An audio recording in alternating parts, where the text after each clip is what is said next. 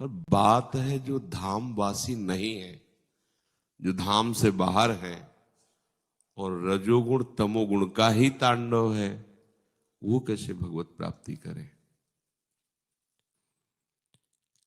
ये हमारा मन रजोगुण तमोगुण से युक्त है, हट करके जबरदस्ती से प्रभु में नहीं लगाया जा सकता, क्योंकि इसका एक अपना बल है।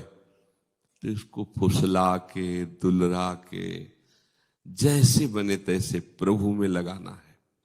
जैसे अपने लोगों को तो ज्यादा फुसलाने की जरूरत नहीं है, क्योंकि कम से कम जैसे कोल्हू का बैल होता है इतना तो राजी हो ही गया है। कोल्हू का बैल नहीं तो बस इतना। अब अगर दूसरी कोई चाल घुमानी तो थोड़ा परेशानी, जितनी दिनचर्या उतने में तो राजी हो गया कि हमारा इतना।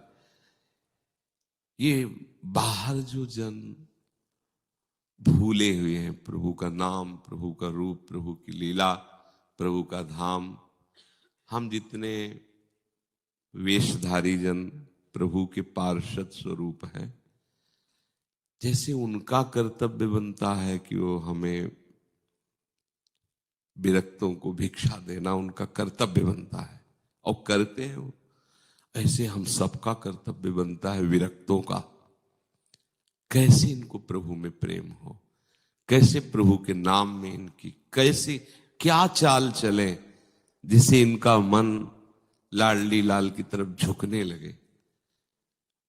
हमने महापुरुषों के चरित्रों में पढ़ा, एकनाथ जी कीर्तन करते थे तो कौन कीर्तन सुने, तो उस समय उन्होंने कहा एक पाव चीनी देंगे, जो कीर्तन में आके बैठेगा एक पाव चीनी। भैया एक पाव चीनी बड़ी, सैकड़ों लोग आने लगे और बढ़ा दिया आधा किलो चीनी।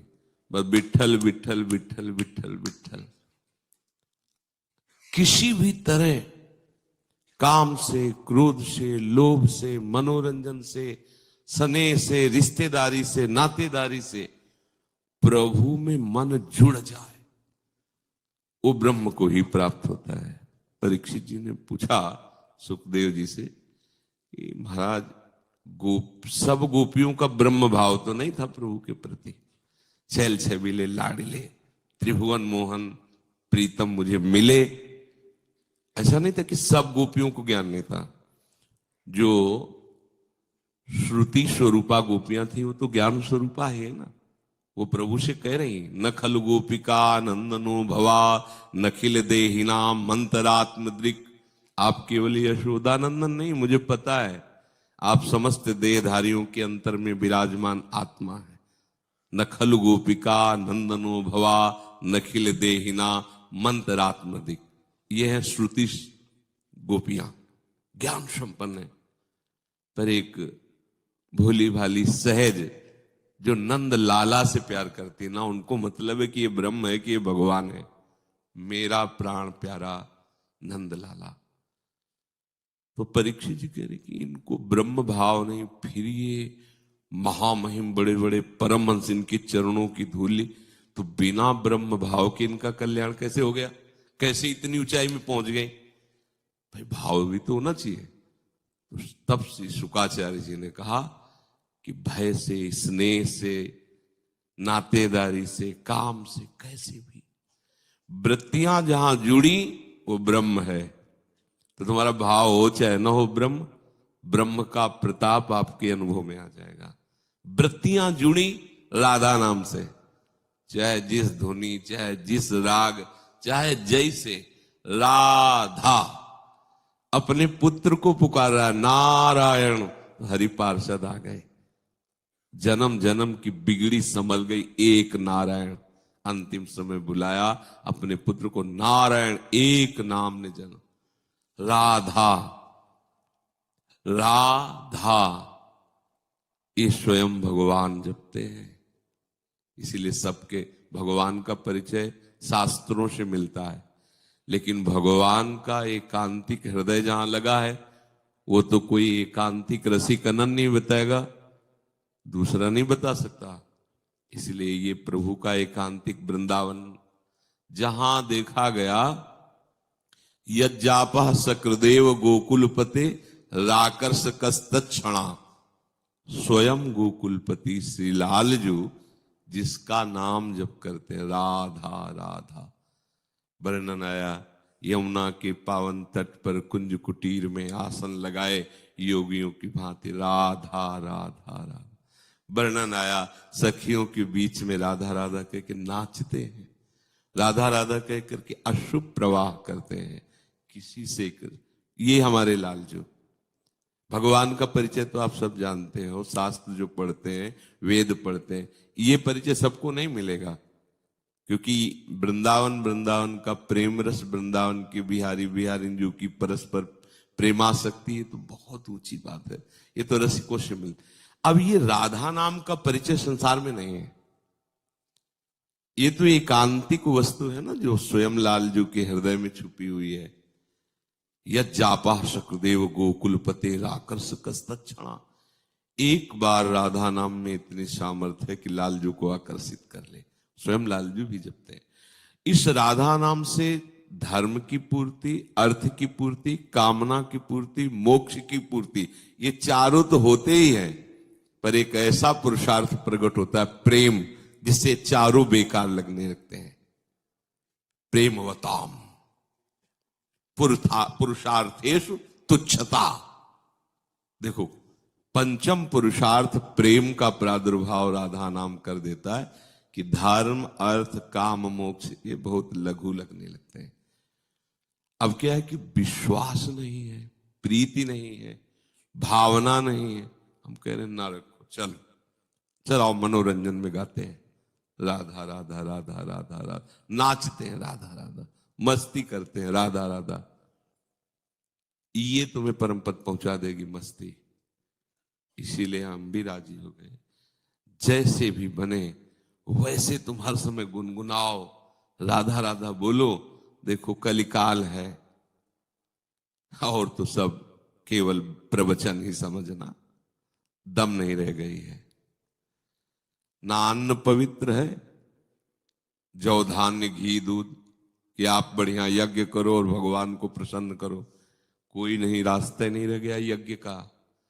धान्य ही नहीं है, असली घी ही नहीं है, गाय को जो पवाया जा रहा है उसमें भी सब केमिकलों से बनी हुई वो चारे हैं।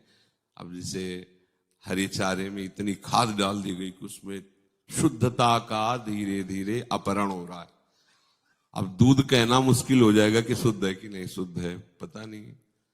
अखाद्य वस्तुओं से लोग बनाने लगे, जो यज्ञ की सामग्री है ही नहीं, तो यज्ञ और हवन शब्द तो गया। देखो कलिकाल का खेल देखो, शुद्ध जौ धान्य घृत आदि काम, शुद्ध मंत्रों का अनुष्ठान करके पवित्रता से त्रिकाल संध्या करते हुए यज्ञ कराने वाले होंगे, पर हमारी दृष्टि में तो नहीं होंगे। सृष्टि भगवान की होगी, पर बाहुल्यता नहीं है, ये सब जा। बचा संयम नियम करके, प्राणायाम के द्वारा चित्त वृत्ति का निरोध करके परमात्मा में लगाना। ऐसे खान पान का प्रयोग चल रहा है कि अवस्था है 25 और ब्लड प्रेशर है हाई, लो, शुगर, बच्चा है 500 शुगर, अभी चलना नहीं का चश्मा लग गया। कौन सा योग होगा भैया? कलिकाल, मतलब योग शब्द से वियोग निश्चित है। अब प्राणों का संयम, इतना खा के पेट बढ़ गया है कि प्राणवायु का संशोधन करने की जगह नहीं रह गई, आंतों में चर्बी बैठ गई। प्राणों का संशोधन करके संयम नियम के द्वारा वृत्ति लगा सके, गया। आप देख लो खुद, जो हम कह रहे उसे समझो। अगर फुस फस कर रहे हो तो इसलिए कि हम थोड़ा स्वस्थ रहे, भोगों को भोग ले, परमात्मा प्राप्ति के लिए नहीं। देख लो अपने हृदय में, प्राणों का संयमन करके, मन को एकाग्र करके, प्रभु में चित्त वृत्ति लगा के, ऐसा भावना भी नहीं रह गई है।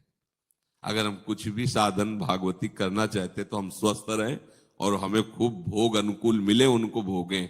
यह आंतरिक वृत्ति, भगवदाकार चित्त वृत्ति का निरोध करके पाना बहुत कठिन हो रहा है। अब ध्यान, आंख मूंदो, प्रपंच दिखाई देता है, उसी को तुम मान लो कि हम ज्योति का ध्यान कर रहे हैं, या मान लो कि रूप का ध्यान कर रहे हैं। ये सच्ची बातें हैं। अरे ध्यान तो तब हो जब शीशा साफ होला। अब शीशा के ऊपर परत के ऊपर परत मल जमा है, तुम खड़े हो जाओ सामने तो तुम्हारा रूप नहीं दिखाएगा, दूसरे का क्या। अंतःकरण एक दर्पण है, तुम्हारा मन, तुम्हारी बुद्धि, तुम्हारा चित्त, तुम्हारा आम कलुषित हो गया है। इसमें आत्म स्वरूप का प्रतिबिंब पड़ रहा है, यद्यप उसी के पावर से है, पर अनुभव में नहीं आ रहा है। ज्ञान, उपनिषद शास्त्र पढ़ते, छोटे छोटे व्यसन नहीं छोड़ पाते, देहाभिमान नहीं छोड़ पाते, कैसे ब्रह्मबोध होगा? बड़ा कठिन होता जा रहा है परमार्थ। मान प्रतिष्ठा की भूख इतनी बढ़ गई, कैसे भगवत प्राप्ति होगी? एक उपाय बचा है केवल, जब सब जगह दृष्टि डालते हैं एक उपाय बचा है। जैसे भी हो, पवित्र हो अपवित्र हो, पढ़े लिखे हो ना पढ़े लिखे हो, भाव बन रहा है तो ठीक, नहीं बन रहा तो भी ठीक है, श्रद्धा है तो ठीक, नहीं श्रद्धा तो भी ठीक, एक उपाय है, सबका कल्याण हो जाएगा। राधा राधा राधा राधा, दूसरा उपाय हमें नहीं लगा। आप इतने घंटे माला लेके बैठे तो देख लो माला लेके बैठ के क्या होता है तुम्हारे हृदय में और तुम्हारे मस्तिष्क में। बहुत बिगड़ गया है अंतःकरण। एक ही उपाय से सर, अब बस एक ही उपाय रह गया, इन किन प्रकारेण जैसे बने तुम नाम हर समय पुकारो, राधा राधा राधा राधा। अगर आपको हमारी बात पे श्रद्धा हो तो समझ जाओ, कोई साधन नहीं रह गया जिससे भगवत प्राप्ति कर सके। कहने सुनने की बातें, सिद्धांत समझ लो, ना वो जितेंद्रियता है, ना वो पवित्रता है, ना वो एकाग्रता है, ना वो संयम है, ना वो सामग्री। अब भगवत प्राप्ति, इसीलिए गोस्वामी जी ने भी कहा है, कलयुग केवल नाम आधारा, सुमिर सुमिर नर उतरे पारा। भगवान व्यासदेव जी, कृतयुगे ध्यायते विष्णु त्रेतायाम यजतई मखई द्वापरे परिचर्यायाम कलौ तद्धरि कीर्तनात्। जपात नहीं कहा, क्योंकि मन के ऊपर छोड़ा नहीं जा सकता। कैसे जपना?